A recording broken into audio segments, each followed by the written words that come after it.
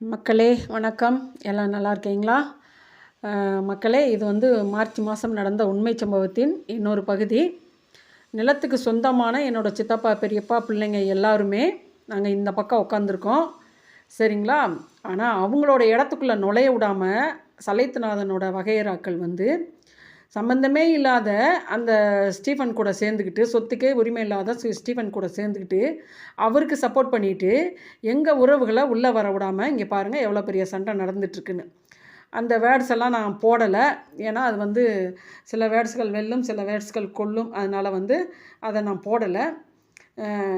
கையை காட்டி பேசுகிறது நான் தான். ஏன்னா என் சந்ததிக்காக கையை காட்டி என் அண்ணன் தம்பி பயல்கள்கிட்ட பேசுகிறது நான் தான். அண்ணன் தம்பி பயல்கள்னு சொல்லிட்டேன். இனிமேல் அந்த மாதிரி தப்பான வார்த்தையை நான் சொல்ல மாட்டேன். ஏன்னா அண்ணன் தம்பினா அக்கா தங்கச்சிகளுக்கு உதவி செய்கிறவங்களுக்கு பேர் தான் அண்ணன் தம்பிக. அவங்க பிள்ளைகளுக்கும் அதை சொல்லி வளர்க்கணும். சரியா? அத்தைக தாத்தாவுக்கு பிறந்த சரியா பிள்ளைகளோட அத்தைக பிள்ளைக இங்கே உட்காந்துருக்காங்க. தாத்தாவுக்கு பிறந்த பிள்ளைகளும் உட்காந்துருக்காங்க, பிள்ளைகளோட பிள்ளைகளும் உட்காந்துருக்காங்க. இதுதான் இரத்த உறவுகள். இவங்களை உள்ள நுழைய விடாமல் சரியா இந்த பசங்க எல்லாரும் சேர்ந்து இங்கே வாங்க நடக்கிறது வேறு அப்படின்னு சொல்லி இந்த பாருங்க, ஒரு பையன் கம்பு எடுத்து வைப்பான், ஒரு பையன் மண்வெட்டி எடுத்து வைப்பான், எல்லாமே பண்ணுவான். சரி பண்ணட்டும் ஃப்ரெண்ட்ஸ். ஆனால் நான் ஏற்கனவே உங்கள்கிட்ட சொல்லியிருக்கேன், இந்த நிற்கிற 4 பசங்க தான் என் வீட்டுக்கு டெய்லி அத்தை எங்களுக்கு வரி இல்லை, பட்டா இல்லை, கரண்ட் கனெக்ஷன் இல்லை, தோப்பு வீடு இல்லை, வரி இல்லை, எங்களுக்கு ஏதாவது உதவி செய்யுங்கன்னு கெஞ்சினது இந்த 4 பசங்க தான். சரிங்களா? ஒரு பையன் கேரளாவில் இருக்கான். டெய்லி காலையில் வந்துடுவாங்க ஃப்ரெண்ட்ஸ். 8 to 9 மணி 7 மணிக்கெல்லாம் கூட வந்துடுவாங்க. சரியா? அப்போ என் பையன் சொன்னால், எம்மா தேவையில்லாத விஷயத்தில் நீங்கள் தலையிடாதீங்க, உங்களுக்கு சொத்தும் வேணாம் ஒன்றும் வேணான்னு. ஆனால் நான் இந்த பசங்களுக்காக தான் நான் அந்த முயற்சியை எடுத்தேன். இன்றைக்கி ஆளுக்கு 1 லட்ச ரூபா வாங்கிட்டு என்னை விட்டு கொடுத்துட்டு போயிட்டாங்க. ஃப்ரெண்ட்ஸ், இதுக்கு பேர் உறவுகளா? சொல்லுங்கள். இந்த 1 லட்ச ரூபாயில் இவங்க வாழ்க்கை முடிஞ்சு போயிருமா? சொல்லுங்கள். அத்தை எதுக்காக வந்தா? அத்தை எதுக்காக இவ்வளோ தூரம் போயிருக்கா? அத்தைக்கும் அது ஏன் தாத்தா பிள்ளைகளை உள்ளே வரக்கூடாதுன்றதுக்கு இவங்களுக்கு என்ன ரைட்ஸ் இருக்குது ஃப்ரெண்ட்ஸ்? முதல்ல அதை சொல்லுங்கள். இல்லை எங்கள் அப்பாவுக்கு எங்கள் தாத்தா எழுதி வச்சுருக்காரா? இல்லை இந்த சலைத்துநாதனுக்கு லூர்துசாமி, தனிஸ்லாஸு, அந்தோணிசாமி, இருதயம்லாம் சேர்ந்து சலைத்துநாதன் பிள்ளைகளுக்குன்னு எழுதி வச்சுருக்காங்களா? எதை வச்சு இவங்க அந்த வீட்டுக்குள்ளே, அது பொது வீடு, அந்த வீட்டுக்குள்ளே வரக்கூடாதுன்னு சொல்கிறதுக்கு யாருக்கு எந்த ரைட்ஸ் இல்லை. நான் திரும்ப திரும்ப கேட்குற ஒரே விஷயம் எங்கன்னா, எங்கள் தாத்தாவோட மதர் டாக்குமெண்ட்ஸ் எங்கே? இவர் பேருக்கு இந்த சொத்து எல்லா சொத்தையும் விற்றார்ல, இது எப்படி மாறிச்சு அப்படின்றது எனக்கு எங்கள் எல்லாருக்கும் சொல்லியே ஆகணும். ஒரு அதிகாரி கூட இந்த மதர் டாக்குமெண்ட்ஸ் எங்கே, தாய் பத்திரம் எங்கேன்னு ஒரு விசாரணை கூட கேட்கலன்னா இதற்கு பேர் விசாரணையா? மக்களே நீங்களே சொல்லுங்கள். அவருடைய வேதனையை நீங்கள் புரிஞ்சிக்கங்க. அவருக்கு டைரெக்டாக பறந்து வந்துருச்சா? அந்த சொத்து வானத்திலேருந்து டைரெக்டாக வந்துருச்சா? சொல்லுங்கள். தனிஸ்லாஸு, லூர்துசாமி, அந்தோணிசாமி, இருதயம் இவங்க 4 பேர் எழுதி கொடுத்துருந்தாங்கன்னு வச்சுக்கோங்க. அப்போ மதர் டாக்குமெண்ட்ஸ் இவர்கிட்ட தான் கொடுத்துருப்பாங்க. ஆனால் இவர் ஒரு டாக்குமெண்ட்ஸில் கூட ஃபஸ்ட்டு நிஜேஷ்க்கு ஒரு டாக்குமெண்ட்ஸ் போட்டிருக்காரு. இவர் 2வது ராமானுஜத்துக்கு, லலிதா ராமானுஜத்துக்கு போட்டிருக்காரு. ஆனால் ஒரு டாக்குமெண்ட்ஸில் கூட அந்த தாய் பத்திரத்தோட நம்பரு, டிஎஸ் நம்பரு, பட்டா நம்பரு எதுவுமே குறிப்பிடலை. ஏன்? அப்போ இவருக்கு அந்த சொத்து எப்படி வந்துச்சு? ஆனால் அதிகாரிகள் ஒவ்வொருத்தரும் ஐஏஎஸ், ஐபிஎஸ்ஸு பெரிய பெரிய படிப்பு படிச்சுட்டு தானே நீங்கள் ஒவ்வொரு பொறுப்பில் உட்காந்துருக்கீங்க.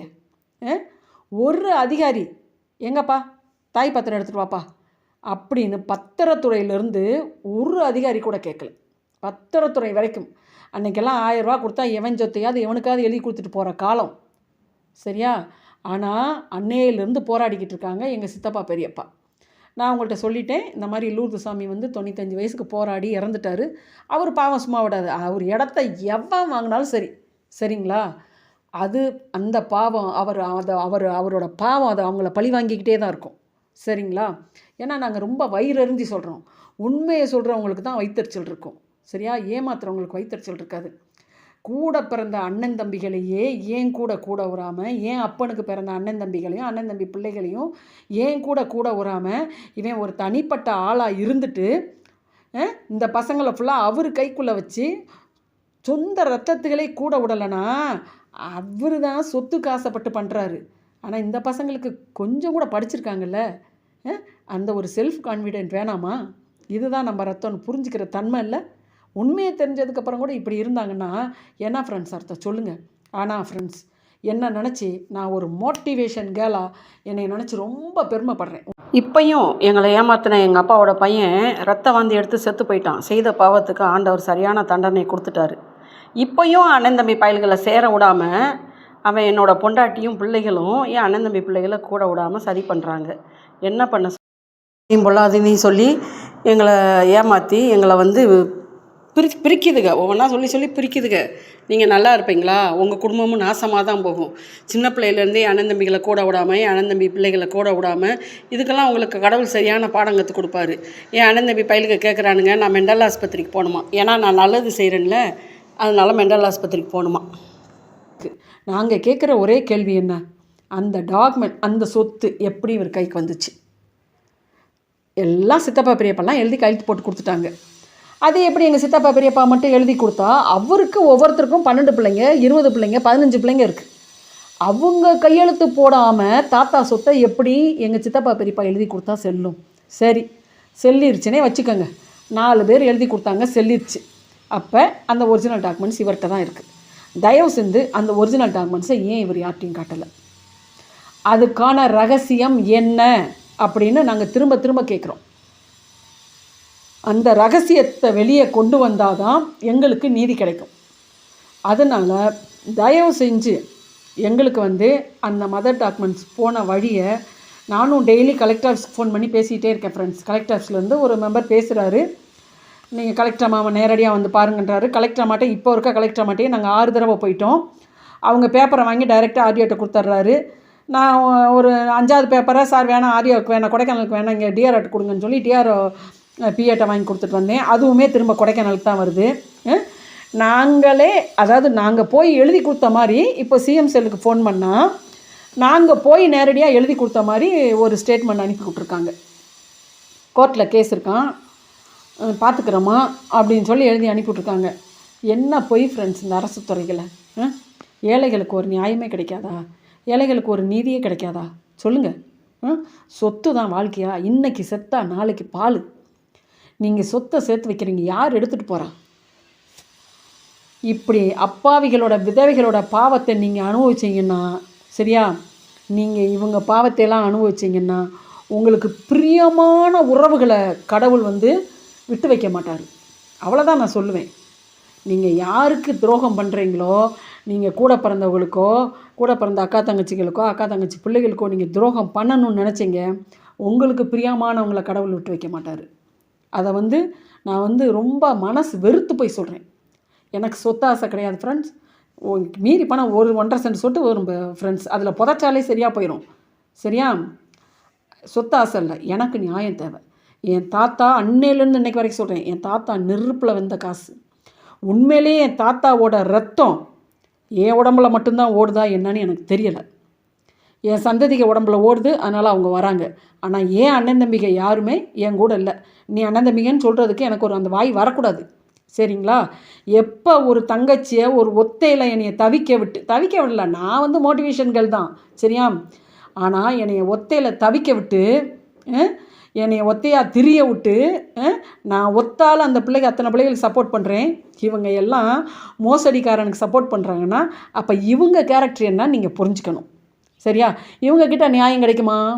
ஏன் தாத்தாவோட வாரிசுகளை வீட்டுக்குள்ளே வரக்கூடாது, கம்பெடுப்பேன் தடி எடுப்பேன்றதுக்கு இவங்களுக்கு என்ன ரைட்ஸ் இருக்குது சொல்லுங்கள்? இவங்களுக்கு என்ன ரைட்ஸ் இருக்குது? இவங்கெல்லாம் பிள்ளைகளோட பிள்ளைங்க. ஆனால் நாங்கள் அப்படி இல்லை. எங்கள் தாத்தாவோட வாரிசு, எங்கள் அப்பாவோட வாரிசு. என்ன வர வேணான்றதுக்கோ, என் தங்கச்சிகளை வர வேணான்றதுக்கோ இந்த பசங்களுக்கு என்ன ரைட்ஸ் இருக்குது சொல்லுங்கள்? எங்கேயோ இருந்து வந்தால் இவங்க அம்மா இருக்க அவங்களுக்கு பிறந்த பிள்ளைகளுக்கெல்லாம் அந்த வீட்டில் இடம் இருக்குது. பால் குடித்து நான் அந்த வீட்டில் வளர்ந்துருக்கேன். அங்கே தொட்டி கட்டி நான் படுத்து தூங்கியிருக்கேன். சரியா? என் அப்பாவும் என் அம்மாவும் என் தாத்தா பாட்டி என்னை கை நிறையா தூக்கி வச்சு என்னை வளர்த்துருக்காங்க. சரியா? என் தாத்தா இல்லை, என் ஆயா எல்லாருமே என்னை வளர்த்துருக்காங்க. அந்த வீட்டில் எனக்கு உரிமை இல்லைன்னு சொன்னால் நான் வந்து என் மனசில் இருக்க சாபத்தெல்லாம் சொல்ல மாட்டேன். அது கடவுள் நிறைவேற்றி கொடுப்பாரு. சரியா? கடவுள் நிறைவேற்றி கொடுப்பாரு. ஆனால் ஒன்று, உண்மை தூங்கிருச்சுன்னு என்னைக்கு நினச்சிடாதீங்க. சரிங்களா? நீங்கள் தான் ஜெயிப்பீங்கன்னு நினைக்காதீங்க. கடவுள் வந்து அதாவது எனக்கு ப்ரேயர் மேலே எனக்கு முழு நம்பிக்கை இருக்குது. கடவுள் மேலே முழு நம்பிக்கை இருக்குது. நான் பொய் சொல்லிவிட்டு நான் எல்லாரையும் ஊரில் உள்ளவங்களெல்லாம் ஏமாற்றிட்டு சர்ச்சைகளில் போய் நல்ல பேர் வாங்கிட்டு அலைய மாட்டேன். சரிங்களா? நான் அப்படியா இப்படியா அப்படின்னு சொல்லி சர்ச்சில் என்னை அப்படியே தூக்கி வச்சு பேசணும்னு அப்படி நடிக்க மாட்டேன். எனக்கு அப்படி நடிக்க தெரியாது. சரிங்களா? எனக்கு நேர்மையாக தான் எப்பயுமே என் பிள்ளைங்கள்ட்டையாக இருந்தாலும் சரி, என் மகனே இந்த விஷயத்தில் தலையிடக்கூடாதுன்னு சொன்னால் என் மகனுக்கு எனக்கு சண்டை தான் வரும். என் மகனை விட்டு பிரிஞ்செல்லாம் நான் இருந்திருக்கேன். இப்போயும் எங்களுக்குள்ளே அடிக்கடி அந்த பிரச்சனை வரதான் செய்யுது. அதுக்காக என் சந்ததியை நான் விட்டு கொடுக்க மாட்டேன். உண்மையை நான் விட்டு கொடுக்க மாட்டேன். சரிங்களா? என் சந்ததிக்கு அந்த இடம் கிடைக்கும், கண்டிப்பாக கிடைக்கும். எத்தனை மாடி வேணாலும் கட்டட்டும், திரும்ப அதுக்கு ஒரு நுழைவாயில் கண்டிப்பாக வரும். சரிங்களா? அதில் எந்த மாற்றமும் இல்லை. ஒன்று மட்டும் சொல்கிறேன், கூட பிறந்த உடன்பிறப்புகளை வஞ்சிக்காதீங்க, ஏமாத்தாதீங்க. உங்கள் கூடயும் பிறந்திருக்குங்க, அதுங்க உங்களுக்கு செய்கிற துரோகத்தை நீங்கள் கண்ணால் பார்க்க போகிறீங்க. நண்பர்கள் அனைவருக்கும் வணக்கம். நான் ஒரு 25 வீடியோ உண்மை சம்பவம் கொடைக்கானல் நிகழ்ச்சி பற்றி உங்களுக்கு நான் போட்டிருக்கேன். பரவாயில்ல, இப்போ வந்து ஒரு முக்கியமான செய்தி உங்களுக்கு சொல்கிறதுக்கு தான் அந்த வீடியோ போட்டிருக்கேன். ஏன்னா நாங்கள் ரொம்ப சந்தோஷமும் படுறோம். ஏன்னு கேட்டிங்கன்னா, மனுஷர் கையில் இருக்க நீதி வந்து எப்பயுமே எங்களுக்கு கிடைக்காது அப்படின்றது எங்களுக்கு நல்லாவே தெரியும். இது முன்கூட்டியே தெரியும். சரிங்களா? இப்போ வந்து நீதி வந்து செத்து போயிடுச்சு. அதாவது அரசு அலுவலகங்களில் இருக்க எங்களுக்கு கிடைக்க வேண்டிய எல்லா நீதியும் செத்து குழி தோண்டி புதைக்கப்பட்டு விட்டது. இன்னும் ஒரே 1% இருக்குது. அது யார் கையிலேருந்து கிடைக்குதுன்னு பார்ப்போம். இன்னொரு விஷயம் சொல்லனா, இந்த திண்டுக்கல் மாவட்டத்தில் எங்களுக்காக உண்மையிலேயே நேர்மையான யாராவது ஒரு வழக்கறிஞரோ ஒரு அதிகாரியோ எங்களுக்கு நீதித்துறையிலேயோ எந்த துறையிலையோ ஒருத்தவங்க எங்களுக்காக வருவாங்க, கண்டிப்பாக வருவாங்க. அது யார் அனுப்புவா தெரியுமா? கடவுள் அனுப்புவார். சரியா? நாங்கள் வந்து பாலக்காட்டில் போய் பில்லி சூனியம் செஞ்சுட்டு வந்து மைமந்திரகம் செஞ்சுட்டு வந்து ஒருத்தர் சொத்தை நாங்கள் அபகரிக்க மாட்டோம். சரியா? எங்களுக்கு உண்மையான தெய்வம் வந்து மேலே இருக்கார். அவர் தான் எங்களுக்கு வந்து நீதியின் அரசர். சரிங்களா? நீங்கள் எல்லா அலுவலகங்களையும் வச்சு எங்களை தோக்க வச்சாலும் சரி, நீதித்துறை, சரியா, நகராட்சி, வட்டாட்சி, கோட்டாட்சி, எல்லா ஆட்சியும் வச்சு எங்களை தோக்க வச்சாலும் சரி, எவ்வளோ குழி தோண்டி அந்த உண்மையை நீங்கள் பில்லர் போட்டு புதைச்சாலும் சரி, சரியா, கடவுள் வந்து அதை தோண்டி எடுப்பார் ஒரு நாளைக்கு. அது வரைக்கும் அந்த இடம் யார் வாங்கினாலும் சரி, இது வரைக்கும் அந்த அந்தோணிப்பா இடத்த வாங்கியிருக்காரு அவர், ஜெயக்குமார் சார், அவர் இறந்துட்டார். தனிசிலாஸ் இடத்தையும் லூர்துசாமி இடத்தையும் வாங்கின ராமானுஜ சார் இறந்துட்டாங்க, முத்தையா சார் இறந்துட்டாங்க. சரிங்களா? இது வந்து எங்களோட பாவப்பட்ட இடம். நீங்கள் கட்டுற ஒவ்வொரு அந்த கலவைக்கு தேவைப்படுற ஒவ்வொரு துளி தண்ணீரும் எங்கள் சந்ததியோட கண்ணீரும் ரத்தமும். சரிங்களா? நான் வந்து அந்த இடம் வாங்கின ஓனருக்கு நல்லது செய்யணுன்ற மனநிலையில் தான் நான் இவ்வளோ பிரேக் பண்ணேன். ஏன்னா அவர் வந்து சந்தோஷமாக அந்த இடத்த வாங்கி கட்டி இருக்கணும் அப்படி நினச்சி தான், நேர்மையாக சொன்னால் கேட்க மாட்டாங்க அப்படின்னு சொல்லி நான் இவ்வளோ தூரம் போராடினேன். அவர் காசு பணத்தை வேஸ்ட் பண்ணக்கூடாது, சரி அப்போயாவது அவர் வந்து என்ன பிரச்சனைன்னு கேட்பார் அப்படின்னு நினச்சேன். லாஸ்ட்டில் அவரும் ஒரு வழக்கறிஞர்னு சொல்கிறாங்க. சரிங்களா? அது என்னன்றது எனக்கு தெரியாது. பரவாயில்ல, எங்கள் பேச்சை யார் கேட்காட்டியும் பரவாயில்ல. நீதி இப்போ செத்துருச்சுன்னு நினச்சி நாங்கள் வருத்தப்பட போகிறதில்ல. 35 வருஷம் கஷ்டப்பட்டோம், ஏன் இன்னும் கஷ்டப்பட மாட்டா? ஆண்டவர் நடிச்சா இன்றைக்கி செத்தா நாளைக்கு பால். சரியா? இவருக்கு உதவி செஞ்ச எத்தனையோ பேர் நேற்று இருந்தவங்க இன்றைக்கி இல்லை, அது அவர் மனசாட்சிக்கு தெரியும். சரிங்களா? இன்றைக்கி குழி தோண்டி புதைச்சிடலாம் உண்மையை. சரிங்களா? நீதியின் அரசர் எங்களுக்கு வந்து மேலே இருக்கார். அவர் ஒரு நாளும் வந்து எங்களை வந்து தோக்க விட மாட்டார். நாங்கள் வந்து எங்களை வந்து இந்த இடத்துல புதைக்க போகிறது கிடையாது. சரிங்களா? சொத்துக்காக போராடுறோம், உரிமைக்காக போராடுறோம். சரியா? எங்கள் அப்பா இங்கே இருக்கார். எங்கள் அப்பாவுக்கு உண்மையிலேயே நான் மகளாக இருந்தால் கண்டிப்பாக நான் ஜெயிப்பேன். சரிங்களா? ஏன்னா நான் எனக்காக போராடலை. இது வந்து ஒரு பொது சேவை மாதிரி தான் நான் செய்கிறேன்.